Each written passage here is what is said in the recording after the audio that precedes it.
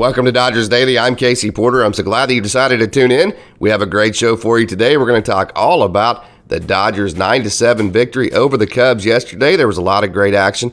J.D. Martinez went deep. Max Muncy, I think he's going to have a big year. He got another hit yesterday. Miguel Vargas keeps showing the organization why they're so high on him. And the pitching, Ryan Pepiot got the start. Suero got an appearance. Phil Bickford looked good. Welcome back, Adam Clarke and Tyler Sear. Again, he looked good for the Dodgers as well. So there's a lot of great action to get to. But hey, before we get to all of it, just a reminder, fans, if you like this video and if you like this kind of content, go ahead and click that like button, leave a comment, tell all your friends about Dodgers Daily, subscribe, and once you do, click that notification button so you never miss a thing from Dodgers Daily, and we can keep growing and keep providing you content like this in the future. Okay, let's not waste any more time. Let's get right to it, and let's talk Dodgers baseball. The first thing that I wanted to start this show with was a congratulations to the Dodgers organization. They re-upped the contract of Andrew Toles, so Andrew can continue to get the care that he needs. I got a chance to see Andrew play quite a bit in AAA Oklahoma City. I think we're all rooting for this young man. What a classy, awesome move by the Dodgers to continue to renew this young man's contract. Get better, Andrew. We're all rooting for you, so what a move by the Dodgers. Ryan Pepiot got the start. He threw 3 innings yesterday. He gave up just 2 hits and 1 run. He struck out 4. His ERA so far in spring training is just 2.00, and combined with the spring training this year and his time last year at the major league level, okay, he's given up just 17 runs in 45.1 innings. He has 13 strikeouts in spring training to just 3 walks. He had a couple of walks yesterday, but only 3 walks so far in spring training, so the efficiency has been better. Again, 13 strikeouts to 3 walks, and I've said it a couple of times, but he's done a very good job with his body and shaping it in the offseason so he can access the zone better and throw more strikes. You know, just get his body in better positions to be able to throw strikes. And then that right there, his changeup, he's eliminated some fade to it, and you know, that's going to help him keep the ball in the zone a little bit better. And then also with that slider, I've talked about it a couple of times. He's listed as a 3-pitch pitcher, but can be, you know, 5 pitches probably, because he can make the slider a little smaller, make it look like a cutter, or he can make it bigger and look like more of a curveball. So Ryan Pepiot, he has a pretty good mix going, and when I asked him, hey, you know, how do you feel as far as throwing any of your pitches for strikes at any time, he said, hey, I feel comfortable throwing all of my pitches for strikes right now at any time. There's that changeup again. You saw not as much fade. He's able to get it in the zone and get it out with it. So Ryan Pepiot looking good, and that's a big deal with Tony Gonsolin not going to be able to make, you know, the opening day roster. Who's going to take that 5th spot? You know, it's going to be between Ryan Pepiot, Michael Grove, and Andre Jackson. I think Pepiot probably has the leg up right now, although Andre Jackson looks very good. So we'll see which way the Dodgers go with that. But Ryan Pepiot doing his job. Here's a good look at Wander Suero. He has 185.1 major league innings and a lifetime ERA of 4.61. So good major league depth added to the organization from Wander Suero, who has 4 pitches. He throws a cutter about 75% of the time. You'll see it's kind of like a fastball that just cuts a little bit at the end because he throws it. As a matter of fact, it's his highest pitch in terms of velo. He throws it at 92 miles an hour on average. It sits 92. He throws his changeup, the second most, his curve, the third most, and then his 4-seam at 91. So he actually throws his cutter harder than he does his fastball, and he throws his cutter about 75% of the time. So it's more of just kind of a fastball that cuts a little bit towards the end. Wander Suero, there's a good look at him. Again, 185.1 major league innings, a lifetime ERA of 4.61 at the major league level. Interesting to see how the Dodgers incorporate him into the depth of the pitching in the organization this year. So proud of this young man, catcher Hunter Feduccia. He had another triple yesterday. Well, I think that was his first triple, but I meant another by saying that, another hit. I mean, he is just absolutely on fire. He continues to impress. Matter of fact, he's hitting .467. His on-base percentage is .529, and his OPS, his on-base plus slugging, is .1462. Okay, all of that. His .467 average, his on-base percentage of .529, and his OPS of .1462. All three of those metrics lead the Dodgers, all Dodgers, that have more than 2 at-bats. He also leads the team in RBIs with 9. So, hey, how about this spring the catcher Hunter Feduccia is having? Better known as Fetty, like I've said it a couple times, but went to Barb High School, played for Glenn Cicchini, who is a fantastic coach there in the Louisiana area. He went to LSU Eunice, which is a great junior college, and then he finishes last year at LSU. Go Tigers. By the way, a young man who has a very chill personality. He's great working with. Also, the thing about being a catcher in the Dodgers organization is the big basket of different types of pitchers you get. Not only stuff-wise, you're going to get lefties, righties, and you're going to get three-quarter slot guys, over-the-top guys with different pitch mixes. But just think about the different parts of the world of the guys that you have to work with as a catcher, and you have to incorporate that and make it look seamless. And his just wonderful personality, where he just never gets too uptight about too much. It works great in terms of just incorporating all these guys together and making it look seamless. So very high on Hunter Feduccia. I'm so excited that he's starting to turn heads in the organization and with Dodgers fans. This is a good look at 2022 draft pick Alex Freeland, switch hitting shortstop. Super, super, super talented. Put this guy on your radar because this dude is absolutely legit. Okay, so got a chance to see him quite a bit at the University of Central Florida while he was there. By the way, as an OSU fan, welcome to UCF, to the Big 12. Next year, excited about that, the Golden Knights. Okay, Alex Freeland. He had 11 home runs last year at UCF in 142 at-bats. Then, he got drafted. He was part of the 2022 draft class. Then when he got to Rancho, he hit 3 home runs in 32 at-bats. So if I add that up, that's 11 plus 3, 14 home runs in 175 at-bats. That's pretty good. Okay, that would be somewhere at the top of the minor league, or probably of anybody in the system as far as home runs per at-bat. So that's pretty good pop for a switch-hitting shortstop. You can see his left-handed swing there. Very, very, very powerful. Got a chance to talk to Chris Campos and ask Campos about that experience. Campos, another 2022 draft pick, and he was a shortstop at St. Mary's pitching now. And I did not even ask him about Alex Freeland. He volunteered, hey, I saw Alex hit a home run, and he hit it so hard and so far, it made me realize, hey, this is a different ball game at this level. Okay, so not only the power numbers there, Freeland also hit .313 with Rancho last year during his time after he got brought up, after getting drafted, and his on-base percentage at UCF was .409. This guy is big, he's strong, he's already advanced, his body is already very well ready to go for the professional game. His mechanics are ready to go. He's already, he's a great switch hitter. His defense is good. His offense is good. His understanding of the game is advanced. This young man, again, Alex Freeland, switch hitting catcher out of UCF. He's in the organization, finished with Rancho 2022 draft pick. Put him on your radar. This dude is really, really good.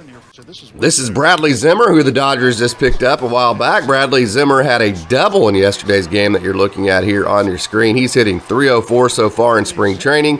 His OPS is .820, and that's in 23 at-bats. So Bradley Zimmer having a good spring training. He was a first-round draft pick. I think you forget. Look how long and lanky, talented, smooth that left-handed swing is. Zimmer, again, was a first-round draft pick not that long ago, just 8 years ago. I mean, 8 years ago is quite a bit of time, but it's not like it's 20 years ago or anything. So, if first-round draft pick, 2014 by Cleveland, and he has 859 Major League at-bats. So, Major League experience and just talent from Bradley Zimmer. I think you can see the talent in that left-handed swing. So, the outfield competition, we've talked about it several times. Jason Heyward, Zimmer, Duggar, Trace Thompson, Chris Taylor, and then, of course, James Outman, Drew Avens, Andy Pajes, Ryan Ward, all these guys, just fantastic. The outfield competition in this organization is absolutely awesome to watch, and Bradley Zimmer making his case. Here's another shortstop, Sean McLean, and I'm going to put this on repeat in case I talk about him quite a bit because I'm really high on this young man. Look at that play right there. Gets up, throws. Very, very, very good defensively. He makes the tough plays. look easy. He makes the easy plays look very routine.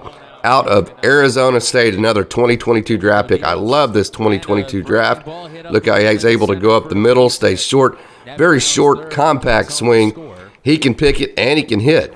Okay, you saw that right-handed swing from Sean McLean. He hit 328 for Arizona State. Here's another great play coming in. That's that's routine play for a professional baseball player, but he made it look routine. Going back on one right here. He just has great instincts. He knows when to time his jump. He knows how to judge his hops. Very, very, very high on this young man's defense and offense. Again, in the Pac-12, look at this play going to his right. Makes it look easy. He hit 328 at Arizona State in his 3 seasons. That's total. Had an on-base percentage of 410 and a slugging percentage of 487. So OPS numbers were good. Batting average was good. And as you can see on your screen, the defense is absolutely stellar. I love that short swing right there, hitting the ball up the middle. Sean McLean, another 2022 draft pick. And, I love that 2022 draft class. But Sean McLean, there you go. JD Martinez went big fly yesterday, and it looked really good. Look at that swing. Some swings just look better than others. And this one, there's one of the big terms that they use nowadays is stay connected. Don't get your arms and your elbows too far away from your body, because the closer your hands are and your arms and your elbows are to your body, the more power that you have. And when he swings this bat, just watch how connected his hands, his elbow, his arms stay to his body. So this swing right here, you're not looking for stats with a guy like JD Martinez. Watch how connected this is. Very connected swing. He stays very connected between his arms, his hands, his upper body. So, in spring training with guys like Martinez, who typically get off to slow starts, you're not looking for stats, you're looking for signs. And this swing is a sign that he is starting to get connected. He's starting to put his swing together. He's starting to have better timing. And whenever he does that, we know how good of an offensive player he is. So this was good form for JD Martinez. This has me excited. This home run was a thing of beauty. So very excited to see what JD Martinez is going to do for the Dodgers this year. I do think he's going to have a big year. Talked about it a couple times. I love the pickup. I think he's perfect for the Dodgers. Their reunitement between him and Robert Van Scoyoc. Let's see this one more time. Very connected, very on time. That is a great sign from JD Martinez. A couple of days ago, I showed a still video similar to this showing the timing of Hayward. This time, I'm wanting to show you just how flat his swing is. Look at the path of his hands. His hands come through the zone extremely flat, which means he's not lifting at the baseball. We'll get into Chris Taylor here in a minute and kind of show you what lifting looks like and why it causes struggles. But when you see Jason Heyward hit, I don't have any inside information on this, but one thing I think he really worked on the offseason was to flatten the path of his hands and to make them more flat through the zone. The baseball is coming at you, so you watch this. Watch his hands come flat, which means they're not lifting up and they're not going down. They're coming through flat through the zone, and that tends to flatten out the barrel, makes your bat angles less severe, and anytime your bat angles are less severe, you're going to have a chance to keep the bat in the zone longer. And here it is again. Look, his hands are at the top of the number of the letters, still at the letters, even through contact. His hands came through the zone very, very flat. Of course, there's a little bit of uptick to it, but you don't want to concentrate on that. If you think flat hands, the uptick is going to take care of itself once they get out in front of you. That's just gravity. That's just how things work. That's where Hayward's at right now. So, in my opinion, he's thinking left center to keep his timing back, to let the ball get deep. Then he's thinking flat hands. And if he can put those two combinations together with all the raw ability, here, one more time, watch how flat that is. Perfect. If he can put those two combinations together and he can continue to be consistent with that, of course, that's a lot to ask. But if he can do those two things, I think he's going to have a good year for the Dodgers. All right, pretty much the opposite of Jason Heyward. Here's a slow-mo showing. First of all, watch Chris Taylor drop the hands right there. Watch the hands drop, which means now he's going to have to lift the barrel. The barrel's going to have to come up through the contact zone, which means his barrel is just not in the strike zone very long. He's having to what's called intercept the ball. If you get your barrel on plane, then you have all this timing from the back of the zone to the front to where you can hit the ball. But if you're dropping the hands and lifting like Chris Taylor is right now, then you're not matching the plane of the pitch, which means you're having to intercept the ball, the pitch. And if your timing's not perfect, then you're not going to hit the ball very hard. And a lot of times whenever you're lifting the barrel like he's doing right now, you clip over the baseball kind of like a tennis player when they put topspin on a baseball. Watch this. The hands drop. Again, the hands drop, and then he has to lift the barrel through the zone, which means he is not at all matching the plane of the pitch, which means he's having to intercept it, which means his timing has to be perfect, which, obviously in spring training he's not going to be. So where do we go from here with Chris Taylor? Just my opinion. He has 3 choices. He can flatten the path of his hands like we talked about with Jason Heyward and give a flatter path through the zone with his hands, which will eliminate some of that negative bat angle, get his bat on plane a little bit better. Number 2, he can create a more positive bat angle. Positive and negative bat angle. Negative bat angle just simply means the barrel is below your hands. Positive bat angle means it's above your hands. Now, he's never going to have a totally positive bat angle because that's just, no hitter does when they come through the zone. But he can try to, like Jason Heyward does, he can, or has done at least, he can try to look how negative that bat angle is. It goes below his hands so early, and it's a very severe negative bat angle. Okay, so he could try to create a more positive bat angle through contact. Chris Taylor has swung the bat like this for so many years. That is simply not going to happen. So flattening the path of your hands, tough to do when you're trying to hit live pitching in the middle of spring training and or a season. Okay, creating a more positive bat angle, my opinion, impossible to do, not going to happen. So what's the easiest solution for Chris Taylor? Okay, well, in my opinion, is to create a deeper timing so he's actually hitting the ball so far in the back of his swing that he's actually hitting the ball before he drops his hands, and he's actually hitting the ball before the barrel goes negative right there. Hit the ball right there instead of hitting the ball further out front.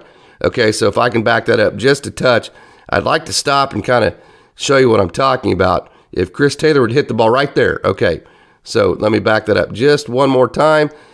Okay, so create a deeper timing and hit the ball. Let me stop this right when I'm right there.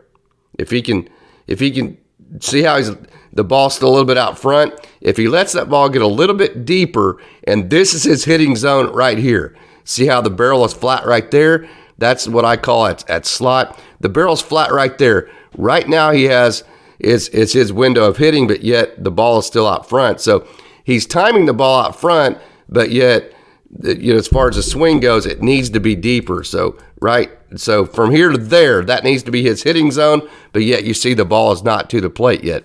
That's the issue with Chris Taylor. So my opinion, the easiest adjustment for him, if he just lets that ball get deeper and makes that the hitting zone that I just showed you, that's where he's at his best, and that's where he can do damage. So I think the easiest adjustment for him to make, the one that he can make, between today and tomorrow and against live pitching, is just to let the ball get deeper and make his hitting zone further in the back of the zone. So that's just my opinion. He has the greatest hitting instructors in the world working with him, and I'm just a guy, just talking on a microphone. So take that for what it's worth, which is, if you had that and $1, you could probably get a cup of coffee with it. So that's, again, that's just my opinion. But Chris Taylor, again, a very, very, very talented player. The Dodgers need him to figure out his offense, and we'll see what happens.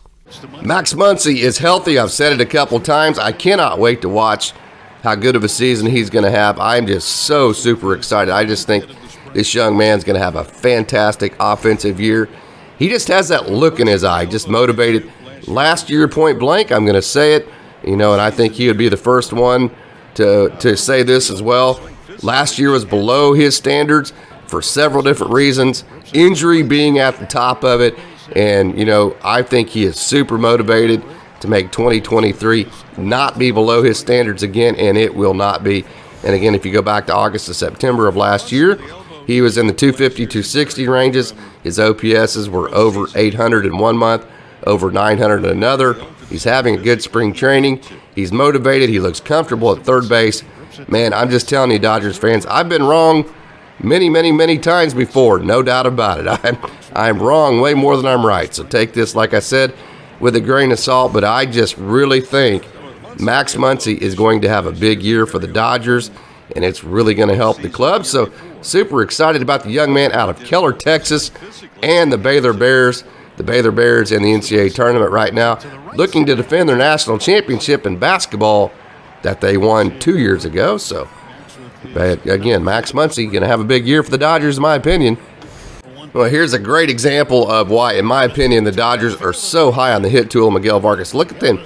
That's an inside fastball that he just shoots to right field, inside outs it to right field, which means, hey, even if he's looking out over the plate, which hitters like to do with 2 strikes on them, that's a great 2-strike approach. Look for the ball away. Watch him just inside out this ball to right field. That's a great sign, just for the simple fact that, staying inside the baseball is something that is, and there's a home run. We'll get to that here in just a second. But staying inside the baseball, J.D. Martinez talks about a lot. That's a really, it's an advanced thing to at least try to, some guys can just do it, but they don't think about it. They don't know they're doing it. They just get up there and do it. Miguel Vargas has obviously made a conscious effort throughout the years to learn how to stay inside the ball. I've seen him so many times at Tulsa and Oklahoma City. Just do that exact same thing, shoot the ball to right field. And then, if you hang a curveball, hey, man, he can hit that high and tight pitch too. So, because he can stay inside the ball, he can do this right here, and he can shoot the ball to right field. So you can't jam him. He can cover the entire plate, because even if he's looking out over the plate, if you jam him, he can stay inside the ball, shoot the ball to right field. And I'm telling you, as a pitcher, when you come in on a guy, right there, you can see it. It's so frustrating because you make a great pitch, you think you jam a guy, then he just pulls his hands inside and shoots it to right field. As a pitcher, that is demoralizing. But then, if you make a mistake on him, he can also turn on it. You hang him, we bang him. Miguel Vargas did that yesterday. Boy, and that's, this right here, this is an example of why the Dodgers are so high on his hit tool, the youngster Miguel Vargas.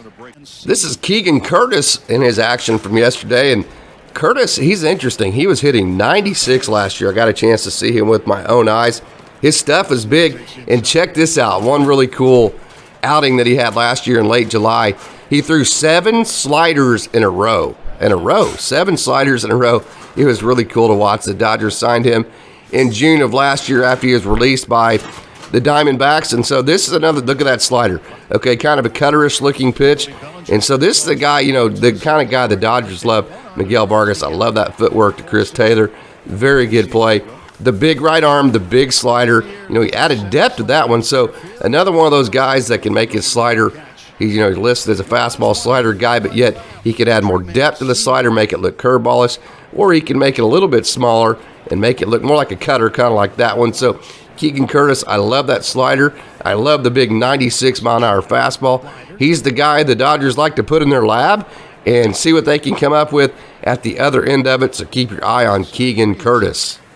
Adam Clarke is back with the Dodgers after logging 17.2 innings with the Oakland A's last year. Clarke has 143.1 Major League innings, a lifetime ERA at the Major League level of 3.77, so he has been a good reliever in his career at the Major League level. Again, the bullpen depth in this organization is absolutely off the charts. Left-handed wise, obviously you have Alex Vesia, and then you have Justin Brule, and then you have Caleb Ferguson, Clarke now. So the depth is insane. But again, look at that delivery. Very tough to stay on that as lefties.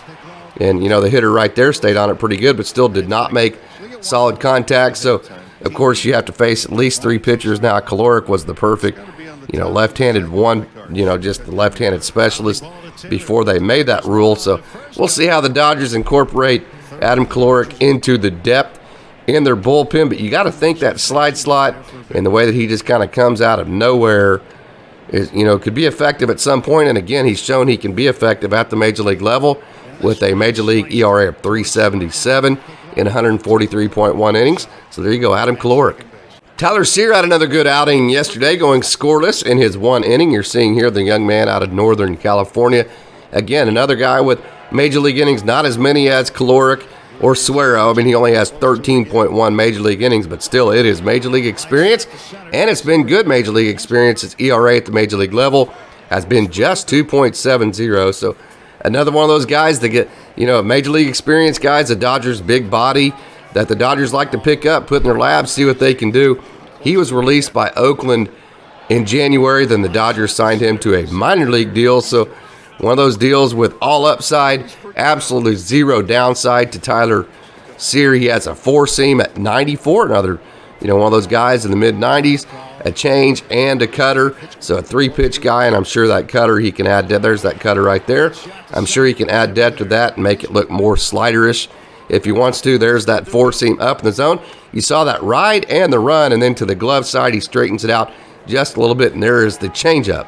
So there is the three-pitch mix, three-pitch mix, it's easy for me to say, of Tyler Sear from the Dodgers. Again, 2.70 ERA and 13.1 Major League innings. So there you have it. There's all the highlights from the last couple of days in spring training. There was a lot of prospect action. I was excited to get to all of that. So, again, spring training rolls on. The World Baseball Classic is starting to shrink. You're starting to see some guys get back into the lineup. We already talked about some of the roster cuts the Dodgers had just last week. Okay, so the action today, the Dodgers take on the White Sox. Michael Grove, excited to see him. Last outing, there were some mixed results. He's been pretty good so far. Second inning, he gave up a couple of runs, but then rebounded very well for the third inning. So super excited to see Grover pitch today against the White Sox. Excited to see Gavin Sheets. If you remember a couple of my conversations with Peter Hubeck, he was a big mentor there at Gilman High School for Hubeck, so I'm sure Peter Hubeck is going to get some time to spend with his good buddy Gavin Sheets there with the White Sox and at the complex and his mentor, so that's going to be exciting for him. So, okay, again, the game today against the White Sox, that would be 4:05 Eastern, so that would be 3:05 my time Central, which would be 1:05 Pacific. Again, the Dodgers against the White Sox. So there you go. Hey, fans, just a reminder, if you like this video, if you like this kind of content, go ahead and click that like button, leave a comment, tell all your friends about Dodgers Daily, and go ahead and subscribe. And once you subscribe, make sure and click that notification button so every time we release a new video, you get notified, and Dodgers Daily can keep growing, and we can keep providing you content like this in the future. As always, thanks for tuning in, fans, and go Dodgers.